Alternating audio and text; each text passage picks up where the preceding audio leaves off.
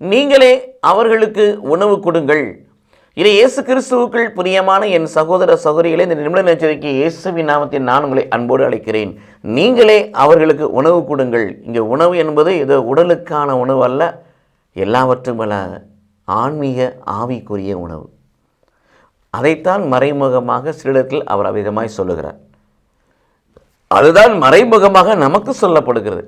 ஏனென்றால் மத்தேயு நற்செய்தி 4ஆம் அதிகாரம் 4இல் வாசிக்கிறோம், மனிதன் அப்பத்தினால் மட்டுமன்று கடவுள் வாயினின்று வரும் ஒவ்வொரு சொல்லினாலும் உயிர் வாழ்கிறான். சொல்லாகிய வார்த்தையாக உணவை நாம் பிள்ளைகளுக்கு கொடுக்க வேண்டும்.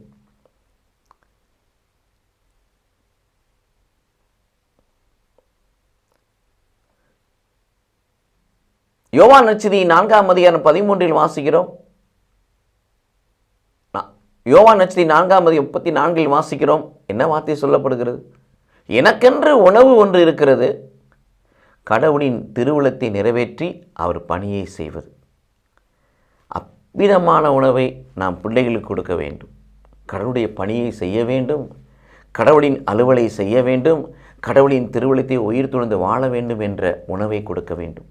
எல்லாவற்றையும் மேலாக திடன் கொண்டு வல்லமை கொண்டு வலிமை கொண்டு வாழ்வதற்கான இயேசுவின் இரத்தத்தையும் இயேசுவினுடைய சரீரத்தையும் பரிசுத்தமாய் உட்கொள்ள வழிவகை செய்ய வேண்டும். யோவான் 6:54இல் வாசிக்கிறோம், என் தசையை தின்று இரத்தத்தை குடித்தால் வழியே உங்களுக்குள் உயிர் இல்லை, என் தசையை தின்று இரத்தத்தை குடிப்பவனை கடைசி நாளில் உயிர்ப்பிப்பேன். அப்போ உயிரும் உயிர்ப்பும் நமக்கு வேண்டும் என்று சொன்னால் இயேசுவினுடைய சரீரத்தையும் இயேசுவின் இரத்தத்தையும் ஆன்மீக உணவாக ஆன்மீக பணமாக பரிசுத்தோடு உட்கொள்ளக்கூடிய பிள்ளைகளாக இருக்க வேண்டும். இத்தகைய உணவை கொடுக்கும்படியாக, இத்தகைய உணவை பெற்றுக்கொள்ளும்படியாக வழிவகைகளை உருவாக்கும்படியாக சீடத்தில் சொன்ன அதே கடவுள் நம்மிடத்திலும் சொல்லுகிறார். இத்தகைய உணவுகளை பெற்றுக்கொள்வதற்கான வழிவகைகளை நாம் பிள்ளைகளுக்கு உருவாக்கி கொடுப்போம். கடவுள் நம்மை ஆசீர்வதிப்பாராக. ஆமென்.